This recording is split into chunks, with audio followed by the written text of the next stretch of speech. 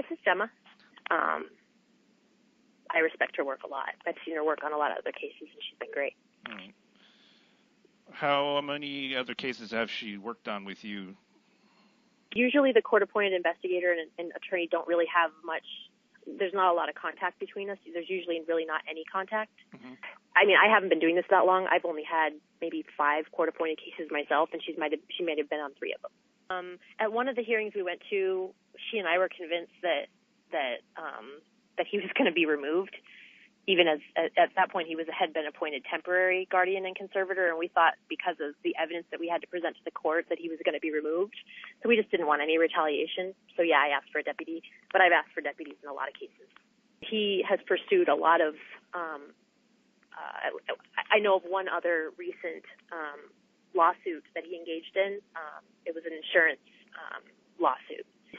He is, I guarantee you, he has some type of mental health problem. Very serious problem. Yeah. I was contacted by the sheriff's department on an attempted kidnapping charge. Yeah. Okay. So he wasted hours and hours of my life with complete and total baseless nonsense.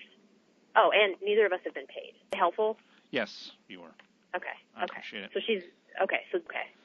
Okay. Can I just ask you a quick question? Sure.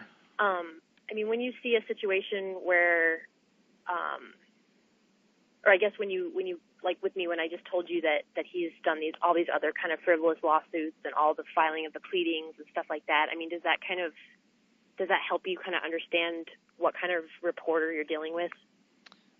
Yeah, I mean, I don't have any interest in either of them. I mean, she was an investigator on the case. She did a very, very good job. She shared some things with me about her investigation, and I thought, she was really going the extra mile to kind of, because there were just a bunch of kind of oddities, and she was digging in. Something more here. But there was no conspiring, or I mean, I wasn't in on the conversation. Just, about the facts about the mother and the relationship, the dynamic of the family, and that's something a court investigator is more than entitled to figure out. Yeah. To figure out kind of what the motive is of this brother going in there and filing this petition to be the that's fine and good. Then don't get the court involved in your private life. Don't get a conservatorship. Don't get a guardianship. Just leave well enough alone and keep the court out. But you get the court involved, and then you get the court involved. You get these people that are like, whoa, what's going on here? This is really sketchy stuff. Yeah.